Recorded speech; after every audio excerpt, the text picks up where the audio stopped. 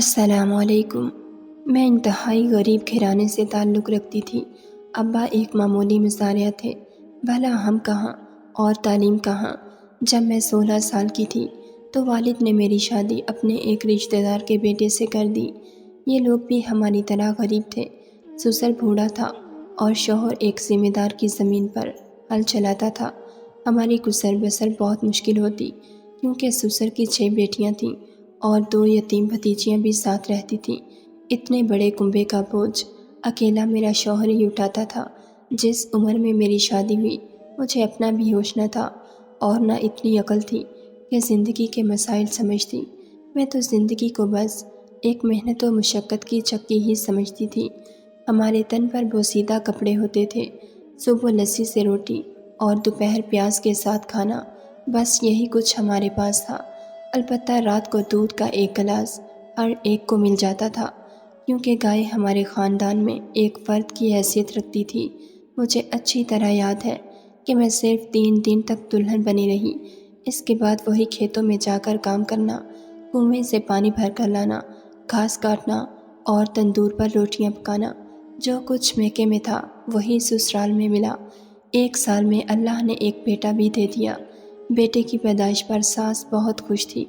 اس کا نام اس نے کمال خان رکھا، لیکن گھر میں سب پیار سے اسے کملا کہتے تھے۔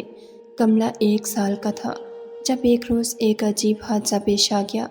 میں کنویں پر پانی بھرنے گئی ہوئی تھی۔ اس وقت کنویں پر کوئی بھی نہ تھا۔ یہ کنواں پگڈنگی کے پاس تھا جہاں سے سڑک آ کر ملتی تھی۔ سڑک پر ایک کار کھڑی تھی اور دلاور خان کار سے اتر کر میری طرف آ رہا تھا۔ میں اسے دیکھ کر گھبرا گئی۔ اس نے کہا، گھبراؤ نہیں، مجھے پانی چاہیے۔ اپنی گاگر میری کار کے پاس لے چلو، کار گرم ہو گئی ہے، اس میں پانی ڈالنا ہے۔ میں دلاور خان کو پہچانتی تھی۔ ایک بار وہ ہمارے ذمہ دار کے گھر بطور مہمان آ کر ٹھہرا تھا۔ اس وقت میں اسے روٹی دینے کے لیے اوطاق میں گئی تھی۔ تب میں چھوٹی تھی مگر اس کے اجلے سفید براق کپڑے اور خوبصورت چہرہ میرے ذہن پر نقش ہو گیا تھا۔ میں اس کی مسحور کن شخصیت سے بہت پہلے بچپن میں ہی مرعوب ہو گئی تھی اور نہ جانے کیا بات تھی کہ آج وہ ٹکٹکی باندھے مجھے دیکھ رہا تھا۔ میرا تو یہ حال تھا کہ جیسے کسی نے مجھ پر سار پھونک دیا ہو۔ ایک غیر مرئی طاقت کے زیر اثر کسی چابی والے کھلونے کی طرح اس کا حکم بجا لا رہی تھی۔ کار میں پانی ڈالنے کے بعد اس نے انجن بند کر دیا اور مجھ سے پوچھا، اس خدمت کے صلے میں تمہیں کیا چاہیے؟ میں چپ کھڑی اپنا آنچل انگلیوں سے مروڑتی رہی تو وہ بولا، کار میں بیٹھو گی، سیر کرو گی؟ یہ کہہ کر اس نے اپنی کار کا دروازہ کھولا اور پھر بیٹھنے کا اشارہ کیا۔ میں بھی ایسے اس کی گاڑی میں جا بیٹھی جیسے کسی پر جادو کر دیا گیا ہو۔ دلاور خان نے گاڑی چلا دی اور پھر نہ روکی۔ میں اسے پسند آ گئی تھی۔ اس نے اسی لمحے طے کر لیا تھا کہ جو بھی ہو وہ مجھے حاصل کر کے رہے گا۔ وہ مجھے لے کر اپنے گھر آ گیا۔ وہ بہت بڑا ذمہ دار تھا۔ میرے رشتہ دار، باپ، چاچا، سسر اور شوہر کسی میں ہمت نہ تھی کہ اس کے راستے میں آتے۔ انہوں نے تھانے میں رپورٹ درج کرانے کی کوشش کی تو تھانے والوں نے انہیں آنکھیں دکھا کر بھگا دیا۔ یہ سارا علاقہ دلاور خان کا تھا، کون بھلا اس کے خلاف رپورٹ لکھتا؟ تھانے والوں کے لیے یہ کوئی انوکھی بات تو نہ تھی کہ ایک بڑا ذمہ دار ایک غریب مزارع کی لڑکی کو اپنے گھر کی زینت بنانے کے لیے اٹھا لے گیا تھا۔ دلاور خان کی حویلی دیکھ کر میں تو حیران رہ گئی۔ اس قدر شاندار گھر میں نے کبھی خواب و خیال میں بھی نہ دیکھا تھا۔ اس کی بیوی بانجھ اور بیمار تھی۔ حالات میرے لیے بہت سازگار تھے۔ دلاور خان کو اولاد کی تمنا تھی۔ اس نے مجھ سے کہا کہ گوہر دیکھو، تم میرے گھر میں قدم رکھ چکی ہو، تمہارا واپس جانا اب میری بے عزتی ہے، یہ ناممکن ہے۔ میں تمہیں مذاق میں نہیں لایا، مجھے پہلی نظر میں ہی تم بھا گئی تھی۔ میں تم سے شادی کروں گا، یہ تمہارے لیے بڑی عزت کی بات ہونی چاہیے۔ البتہ ایک مسئلہ ہے، تمہارا بیٹا، اسے تمہیں بھلا دینا ہوگا۔ میں اس آدمی کو کیا کہتی، جبکہ وہ طاقتور اور میں کمزور۔ وہ جو کہہ رہا تھا اسے وہ جبر سے بھی منوا سکتا تھا۔ یہ میری خوش بختی تھی کہ اس نے مجھے بیوی بنانے کا خیال کیا۔ اگر یوں ہی دل لگی کر کے چھوڑ دیتا تب بھی میں یا میرے ماں باپ اس کا کیا بگاڑ سکتے تھے؟ میرے سسر، والد اور شوہر کو بلوا کر اس نے اپنا ارادہ ان پر ظاہر کر دیا اور میرے شوہر کو حکم دیا کہ وہ مجھے طلاق نامہ لکھ دے۔ یہ سب لوگ جانتے تھے کہ اگر انہوں نے سیدھے طریقے سے دلاور خان کی بات نہ مانی تو پھر وہ ان پر عرصہ حیات تنگ بھی کر سکتا ہے۔ غریب تو اپنی غربت سے مجبور ہوتا ہے، اور یہی میرے وارثوں کی بے بسی تھی۔ انہوں نے دلاور خان کی پیشکش قبول کر لی اور کافی رقم لے کر طلاق نامہ لکھ کر دے دیا۔ اب میں آزاد تھی۔ دلاور خان مجھ سے نکاح کر سکتا تھا۔ میں کم سن تھی، وہ عمر میں مجھ سے کافی بڑا تھا۔ اس کا رخ مجھ پر ایسا طاری رہتا کہ جو وہ کہتا بلا چون چرا مان لیتی تھی۔ نکاح کے بعد اس کے گھر میں میری جو حیثیت متعین ہوئی اس کا تو میں تصور بھی نہ کر سکتی تھی۔ سارے گھر کی مالک تھی۔ دلاور خان مجھ پر جان نچھاور کرتا تھا۔ اس نے مجھے سونے سے پیلا کر دیا تھا۔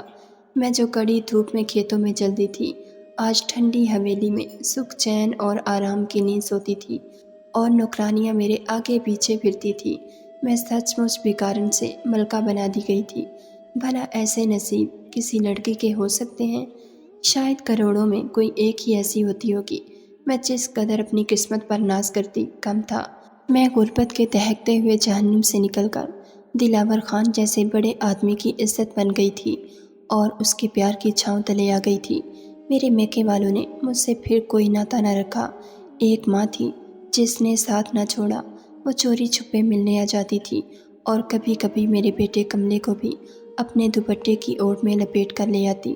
جب تک میں دلاور خان کے بچے کی ماں نہ بنی، دلاور نے میری ماں کے آنے جانے پر کوئی اعتراض نہ کیا، لیکن جب اس کے گھر میں نے پہلے بیٹے کو جنم دیا تو پھر اس نے مجھے چتا دیا کہ مجھے اپنے میکے سے اب کوئی تعلق نہیں رکھنا، خاص طور پر پہلے شوہر کے لڑکے کے لیے اس گھر میں کوئی جگہ نہیں۔ پہلے میں صرف دلاور خان کی محبوبہ تھی، اب اس کے بیٹے کی ماں بن چکی تھی، اور یہ زنجیر باقی سب زنجیروں سے زیادہ مضبوط تھی۔ اب میں کملے کو یاد کر کے تڑپتی تھی، مگر اس سے مل نہیں سکتی تھی۔ وہ میرا بیٹا تھا، میں اسے کیسے بھول سکتی تھی؟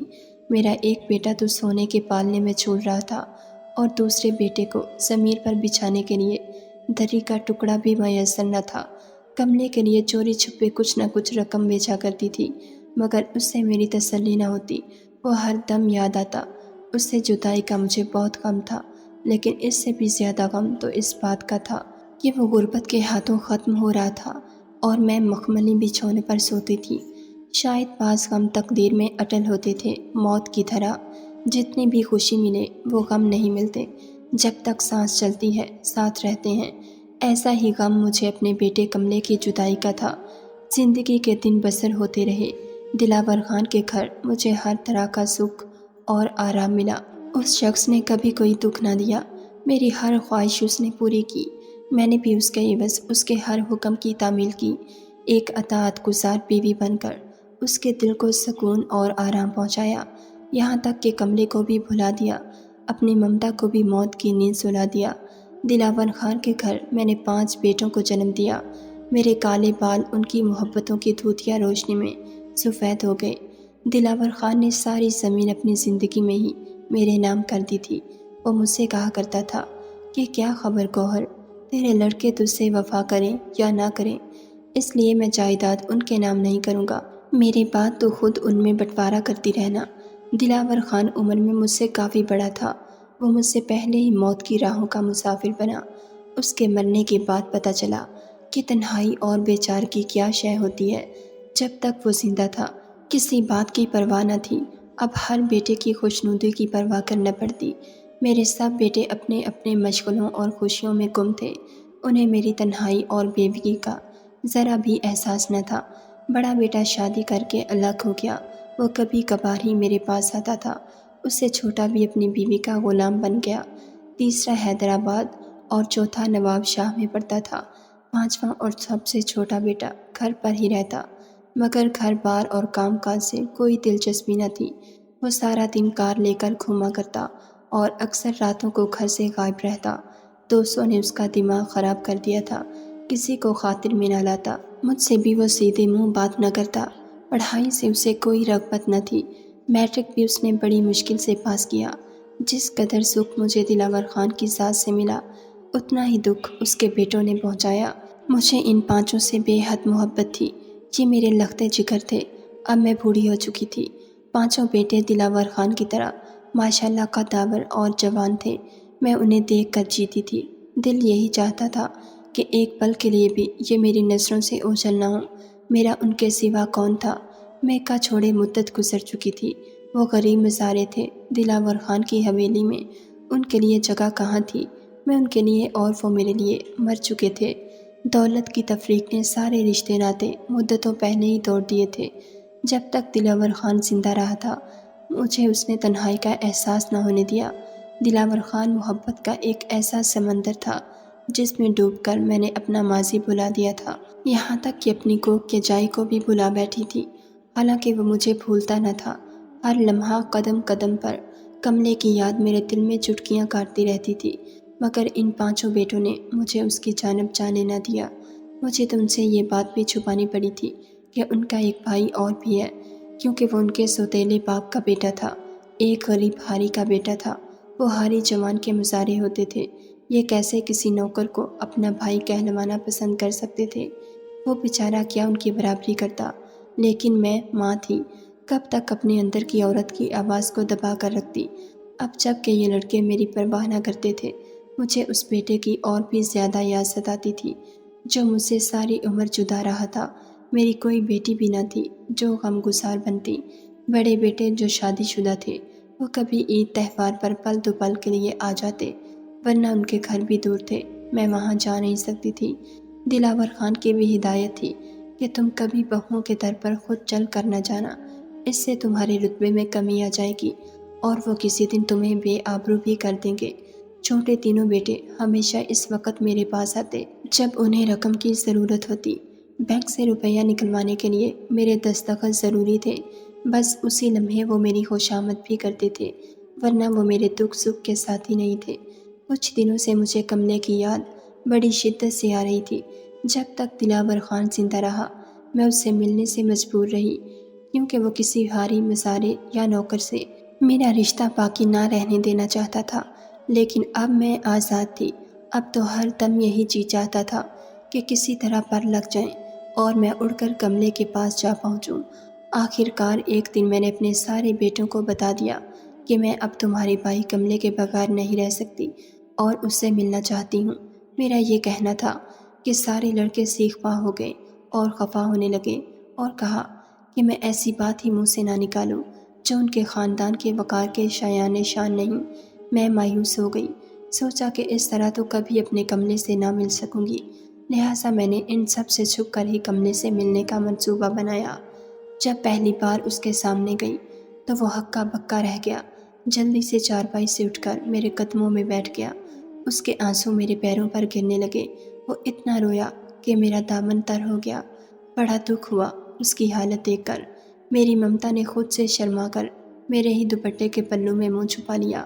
کیسی ماں تھی کہ میں اتنے طویل عرصے تک اپنے لخت جگر کو فراموش کیے رہی، مگر کملے نے مجھے ایک لمحے کو نہ بھلایا۔ بھیگی آواز میں بتایا کہ میری حویلی کے اس نے ہزاروں چکر کاٹے، مجھ سے ملنے کو بڑے جتن کیے، میں خان کی زمین پر نوکر ہونے کی کوششیں کی، دلاور خان کو سفارش کرائی، مگر خان نے مجھ تک ان اطلاعات کو پہنچنے نہ دیا۔ میرے برے نصیب کہ وہ مجھ سے نہ مل سکا۔ ماں میں تو تیری صرف ایک جھلک دیکھنے کو اپنی جان تک دے سکتا تھا۔ وہ سسک سسک کر فریاد کر رہا تھا اور میرا دل اس کی ہر سسکی پر لہو لہو ہو رہا تھا۔ اس روز میں جی بھر کر روئی تھی۔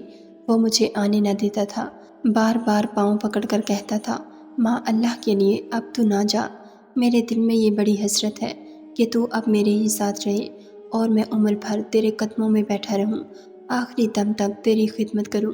ماں میں غریب ضرور ہوں لیکن ہوں تو تیرا ہی بیٹا، تیرے لیے اتنا کما کر لے آؤں گا کہ تو آرام سے زندگی کے باقی دن گزارے گی۔ کملے کا پیار، اس کی باتیں، اس کی حسرتیں اور بھولا پن، ہر بات میرے دل میں ترازو ہو رہی تھی۔ اس کے میلے کچالے پھٹے پرانے کپڑے اور کھردرے ہاتھ پاؤں، اس کا دیہاتی پن، ہر شے میرے سینے میں زخم ڈال رہی تھی۔ میرے 5 بیٹے تو عیش و آرام میں تھے، ہر ایک کے پاس اپنی گاڑی، اپنا مکان، اپنی زمین تھی، مگر میرے اس پھول کے تن پر کپڑے تک سالم نہ تھے۔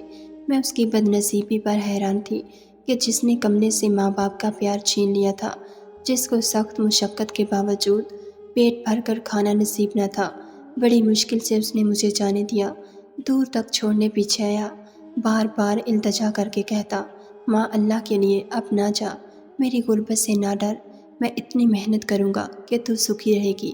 میں گھر لوٹی تو میرے بیٹے مجھ سے دو دو ہاتھ کرنے آ گئے۔ ان کو علم ہو گیا تھا کہ میں کملے سے ملنے گئی تھی۔ سبھی نے مجھ سے جھگڑا کیا اور اپنی جائیداد طلب کی جو ان کا باپ میرے نام کر گیا تھا۔ وہ اب میرا شرعی حق بھی مجھے نہ دینا چاہتے تھے۔ شاید انہیں یہ خطرہ محسوس ہوا کہ میں کہیں اپنے حصے کی جائیداد کملے کو نہ دے دوں۔ میں نے بغیر کسی ہیل و حجت یہ بھی ان پانچوں میں تقسیم کر دی، کیونکہ یہ ان کے باپ کا ورثہ تھا، میرے بعد بھی انہی کو ملنا تھا۔ اس کے بعد انہوں نے فیصلہ سنا دیا کہ میں نے چونکہ ان کی عزت کا خیال نہیں کیا اور معمولی باری کے گھر چلی گئی۔ لوگوں کو بھی علم ہو گیا کہ ان کا سوتیلا بھی کوئی بھائی ہے جس کے باعث ان کی بے عزتی ہوئی، لہٰذا وہ اب میرے پاس نہیں آئیں گے۔ مجھے بڑا دھچکا لگا۔ میرے اپنے بچے جن کو میں نے جنم دیا، پالا پوسا، آج دولت کے گھمنڈ میں ہی مجھے آنکھیں دکھا رہے تھے، اس لیے کہ آئندہ میں ہمیشہ کے لیے کملے کو بھول جاؤں اور کبھی دوبارہ اس سے ملنے کی جرات نہ کروں۔ وہ یہ بھی بھول گئے کہ جیسے میں ان کی ماں ہوں، اس کی بھی ہوں۔ اب جب کہ میں اپنے پہلے بیٹے سے مل چکی تھی، ممتا کی مرجھائی کونپل پھر سے تازہ ہو گئی تھی۔ اب میں اس سے ملے بغیر نہیں رہ سکتی تھی۔ میں نے بھی فیصلہ کر لیا کہ جوانی میں نے اپنے ان بچوں کو دی جو دلاور خان کے بچے تھے، تو بوڑھاپا اپنے غریب بیٹے کو دوں گی۔ میں نے پھر بھی عید کے دن تک انتظار کیا۔ جب عید کے روز بھی یہ پانچوں میرے پاس نہ آئے تو دل بری طرح ٹوٹ گیا، اور پھر میں نے دلاور خان کے گھر کو چھوڑ دینے کی تیاری باندھ لی۔ جو نقدی زیورات تھے وہ میں نے ان لڑکوں کے تایا کو بلا کر ان کے حوالے کیے کہ یہ پانچوں میں برابر تقسیم کر دیں، تاکہ میرے بعد وہ ان چیزوں کے لیے بھی نہ لڑتے رہیں۔ میرا عمرہ کرنے کا ارادہ ہے اور زندگی اور موت کا پتہ نہیں۔ انہوں نے ایسا ہی کیا۔ امانتیں وارثوں کو پہنچ گئیں۔ میں 2 جوڑے کپڑوں کے ساتھ کملے کے گھر آ گئی اور پھر ہم عمرے پر چلے گئے۔ میرے بیٹے نے کچھ پیسے اپنی محنت سے جمع کیے تھے، اب اپنی رقم سے میرے ہمراہ گیا۔ کملہ تیار تھا، باپ مر چکا تھا، اب اسے میری اور مجھے اس کی ضرورت تھی۔ میں جانتی تھی دلاور خان کی اولاد ہونے کے ناطے وہ اس غریب کو کبھی اپنا بھائی تسلیم نہ کریں گے، کیونکہ وہ کملے کی سماجی کمزور حیثیت کو اپنی عزت پر دھبا سمجھتے تھے، لہٰذا میں خود ان کو اس سے دور رکھنا چاہتی تھی۔ کملے نے باپ کا 5 مرلے کا گھر بیچ دیا اور ہم شہر آ بسے۔ یہاں اس نے محنت مزدوری کی، اپنی حلال کی کمائی سے اپنا اور میرا پیٹ پالنے لگا۔ میں سمجھتی تھی میرے لڑکوں کا غصہ وقتی ہے، کبھی نہ کبھی ضرور ایک دن خود مجھ سے آن ملیں گے، مگر وہ نہ آئے۔ ان کی جدائی کا غم ضرور ہے، لیکن اب مجھے اپنی ممتا کی دولت اپنے غریب بیٹے پر نچھاور کرنی ہے، تاکہ میں اسی کے کچے گھر میں عزت اور سکون سے مر سکوں۔ اور یہ کہ ایک کھویا ہوا بیٹا مل گیا، لیکن میرے 5 بچے کھو گئے۔ پہلے کملے کے لیے بے سکون تھی، اب ان کے لیے بے سکون رہتی ہوں۔ عورت کی بھی کیا قسمت ہے، اس کو کہیں سکون نہیں، سکھی ہو بھی تو اولاد کا کوئی نہ کوئی دھڑکا لگا ہی رہتا ہے۔ ناظرین، اگر آپ کو ہماری ویڈیو پسند آئی ہے تو لائک ضرور کیجیے، اور ایسی مزید ویڈیوز دیکھنے کے لیے ہمارے چینل کو سبسکرائب کر لیجیے۔